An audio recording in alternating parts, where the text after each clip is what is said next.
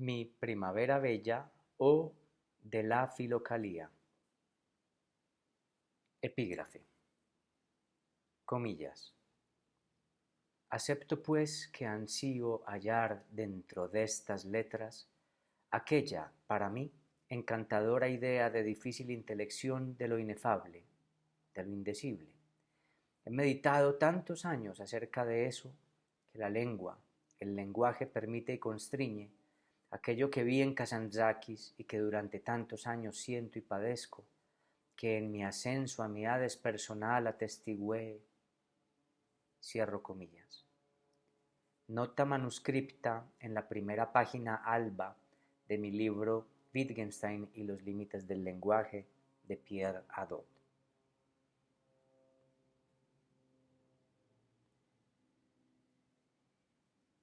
Informe. Me presiono a mí mismo para escribir, para pensar en una lengua que me resulta simultáneamente familiar y extraña. Gran convulsión descubrir la idea de que la lengua nos supera a todos.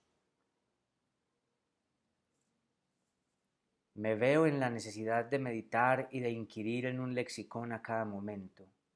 Me excavo dudando, cual si yo mismo fuese un lexicón sin lugar y sin páginas, retardándome, corrigiéndome, juzgándome y revisando mis creaciones, avanzando y borrando laboriosamente para, consumido, aceptar finalmente que allí, en la inexactitud que indefectiblemente logro y conquisto, subyace, descansa un ritual.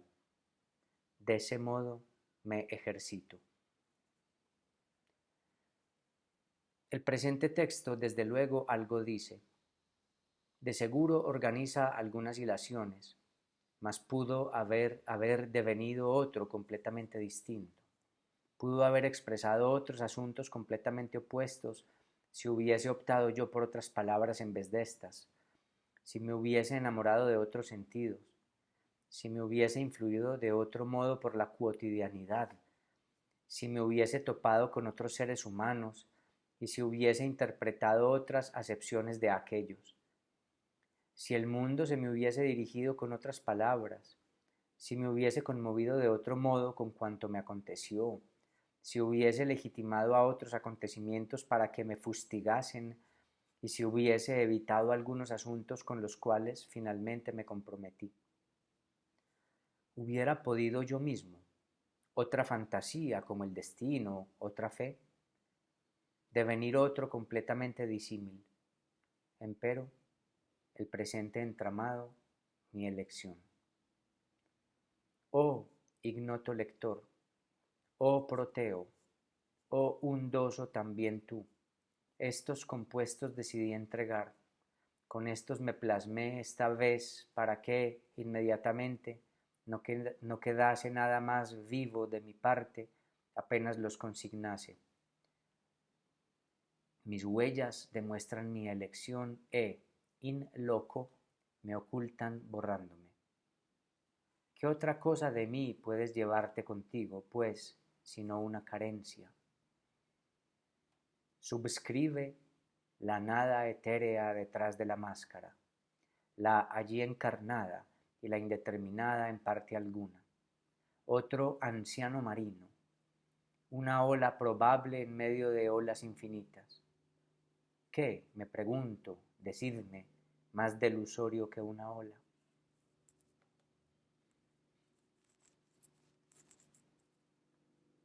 Pensamientos. 1. La vida. ¿Qué la vida?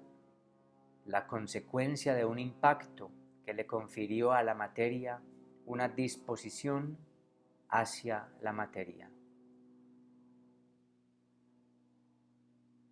1.1.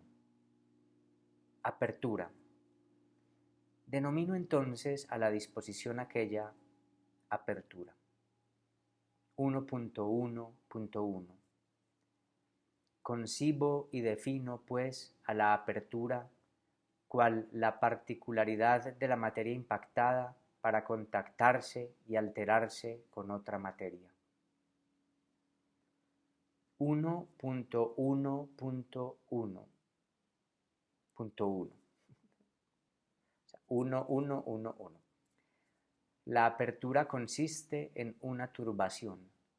Todo lo vivo, materia turbada y simultáneamente abierta. 1.1.1.2. Por turbación llamo tanto al hecho del impacto como a las consecuencias de aquel hecho. Lo primero fija a la vida, diríamos que la inicia, la enciende o la arranca. Lo segundo persiste como una condición íncita de cada vivo, como una procura del impacto. 1.1.1.3. Lo primero es un comienzo y lo segundo una situación. 1.1.1.4. En todas las fases de la vida se da la llamada turbación, ya para recibir a la materia, ya para influir en la materia. 1.1.1.5. Lo vivo recibiendo influye e influyendo recibe. 1.1.1.6. Por pérdida de la vida entendemos la privación de la turbación, es decir, la carencia de la turbación y de la apertura. 1.1.1.7. Entonces, por muerte podríamos decir del retorno a lo inerte, al constante y anterior estadio que se daba antes del impacto. Al constante y anterior estado que se daba antes del impacto. La muerte conquista un restablecimiento de lo no abierto y de lo no perturbado. Lo que los seres humanos llamamos muerte se nos aparece como una demostración de la definitiva e indefectible cesación de una condición en una determinada materia, sirviéndole a nuestro intelecto de declaración, cual una molesta y difusa percatación de la obturación y de la no turbación de la materia que recordamos alguna vez perturbada y abierta. 1.1.2. La propiedad de la apertura se presenta en todo lo vivo, ya sea visible o no para nuestros ojos. 1.1.3. Sentidos. La apertura impone, permite lo que nosotros llamamos sentidos. Verbigracia. Las plantas se abren hacia la luz del sol y sus raíces hacia el suelo para extraer lo necesario para su supervivencia. Los ojos de los animales igualmente se abren hacia la luz, se conforman y se deben a la luz.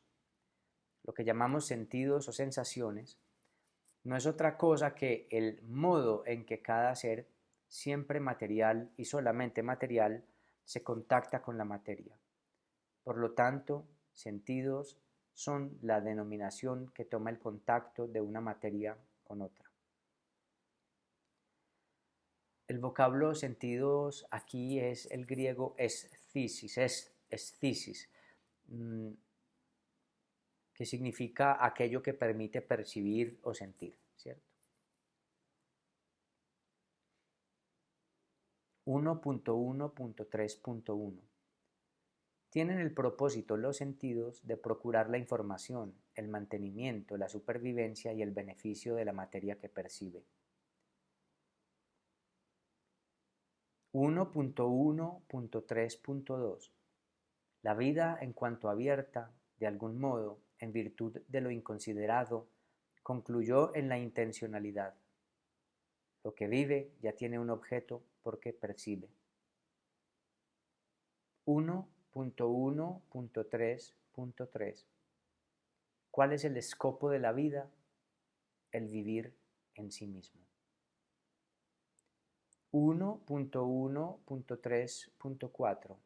Afectación, pathos. Los sentidos como parte material de cada material fungiendo en pro del contacto de la materia con la materia, permiten la afectación. 1.1.3.5. La afectación muestra y demuestra a la apertura de lo vivo, por lo tanto, a la turbación. 1.1.3.6. Todo lo vivo se afecta.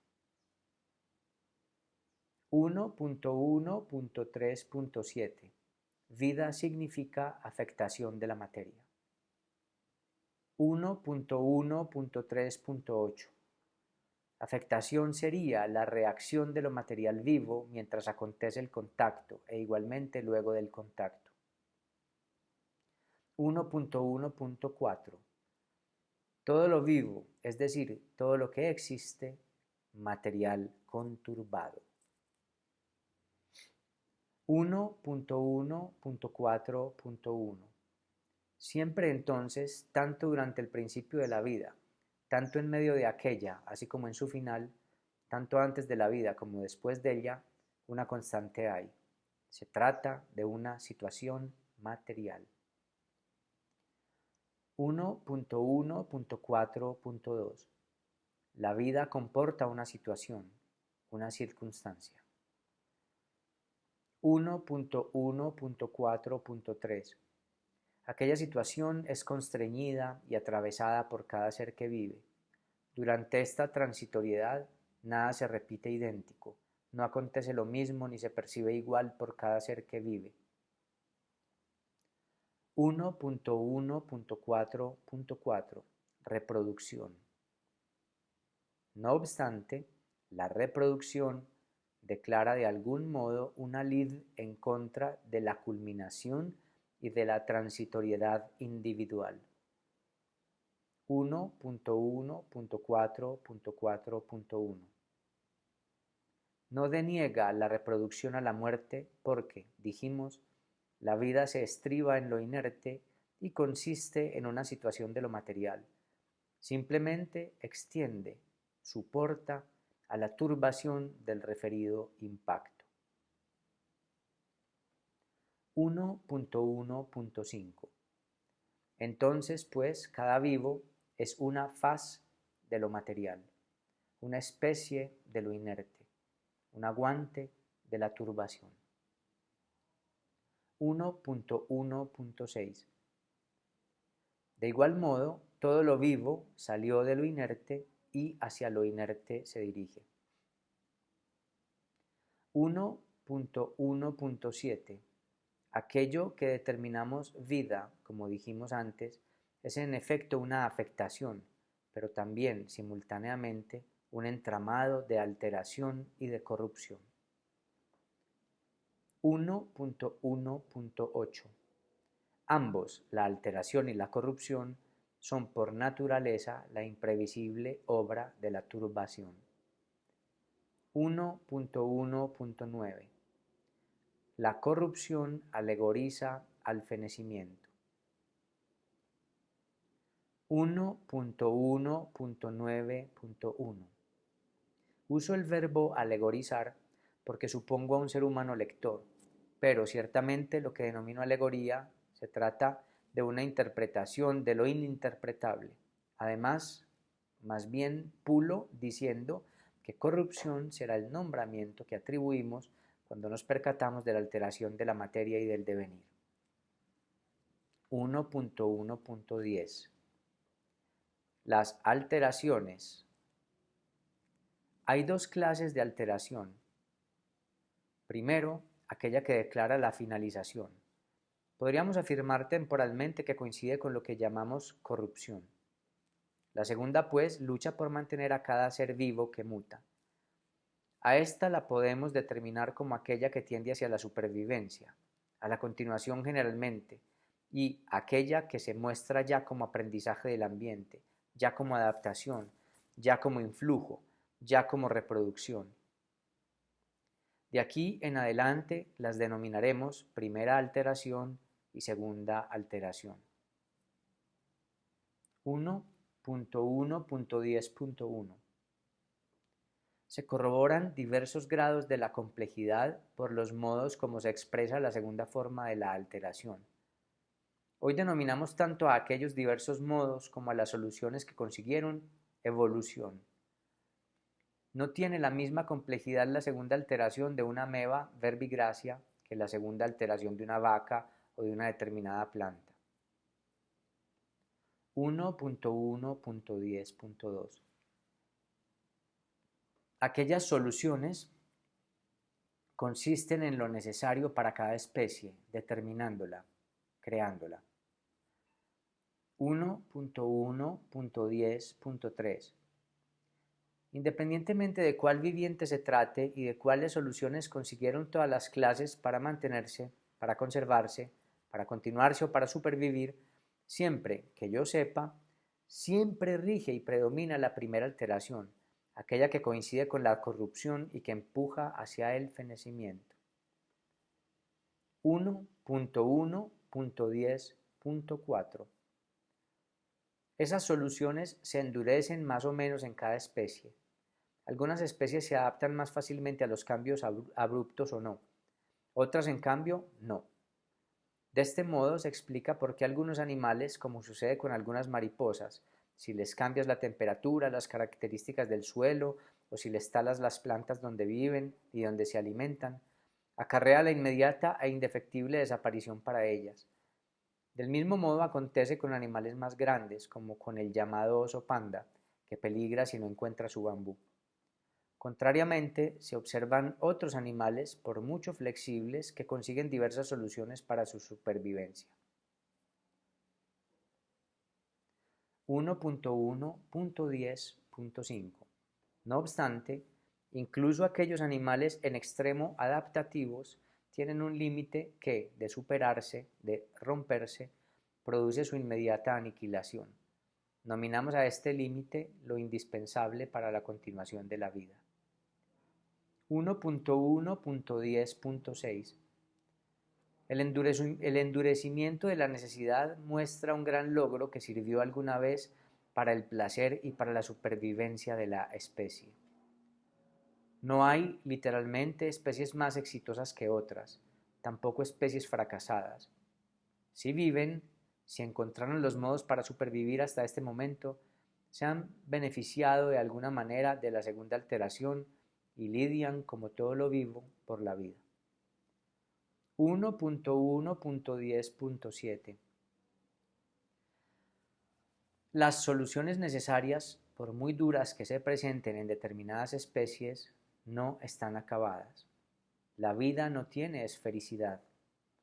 La segunda alteración, en cuanto a alteración, en cuanto a vida, se debe a la apertura de lo vivo.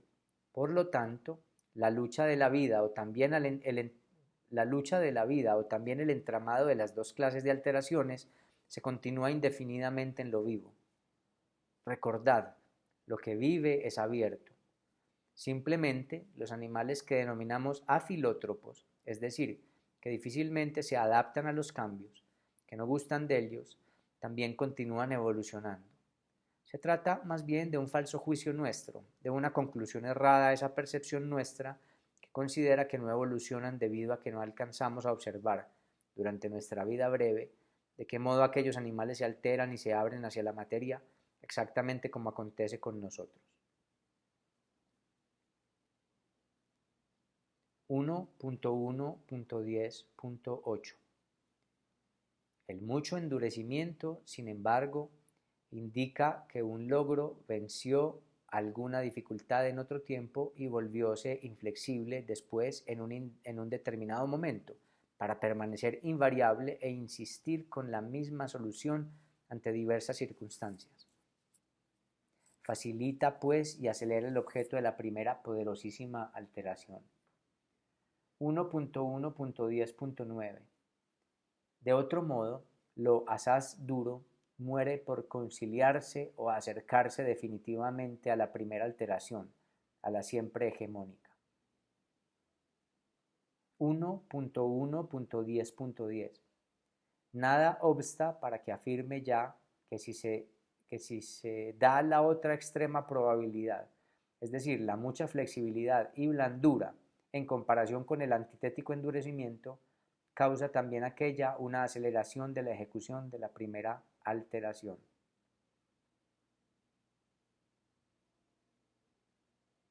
Uno punto 1.10.11.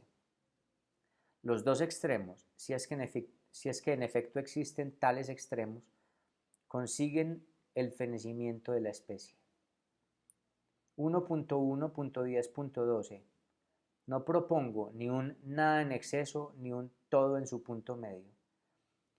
Inexistente ese medio en la natura, delirio e interpretación del ser humano aquello, puesto que inexistentes cualquiera virtud y volición moral en la natura.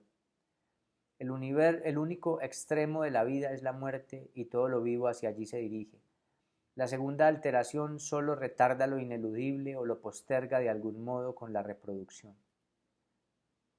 1.1.10.13. Las distintas especies con las cuales se presenta la segunda alteración tienen exactamente el mismo objetivo, son homoióscopas. Simplemente lograron diversas soluciones para conquistar la conservación de cada ser y devinieron las predominantes leyes infranqueables de cada especie. Reconocemos aquellas clases en razón de su único objetivo, la conservación. Lo dije antes, de cada viviente, lo más que se pueda. 1.1.10.14. La evolución se da sin dignidad y no tiende buscando perfección. 1.1.10.15. La necesidad de reproducción expresa la victoria de la muerte, es decir, de lo inerte sobre lo viviente. Si hubiese vencido la vida inmortal, no hubiese necesidad de reproducción. Por ello, lo inerte no se reproduce, porque ha vencido totalmente, para decirlo poéticamente. En pocas palabras, la reproducción simultáneamente exhibe de un lado una derrota substancial y, de otro, una humilde victoria. 1.1.10.16. La aquí denominada primera alteración es la fortísima y única todopoderosa necesidad de todo lo vivo. 1.1.10.17. La vida es parte de lo fortuito, puesto que inició desde lo inerte, y aquello es exclusivamente lo fortuito, puesto que la vida es parte de lo fortuito, puesto que inició desde lo inerte, y aquello es exclusivamente lo fortuito, puesto que inconsiderado. La vida se dio y fluye gracias al azar, y aunque no le parezca así al ser humano. Así, en este marco se explican las palabras de Ritsos, comillas, inconsiderada y sin causa como la vida misma, cierro comillas. Esto es una cita del texto Ismene del poeta greco Yannis Ritsos. 1.1.10.18. La vida es parte de lo fortuito, parte puesta dentro de la tendencia. Allí se diferencia con el resto de lo material, lo fortuito que tiende con un propósito. 1.1.10.19.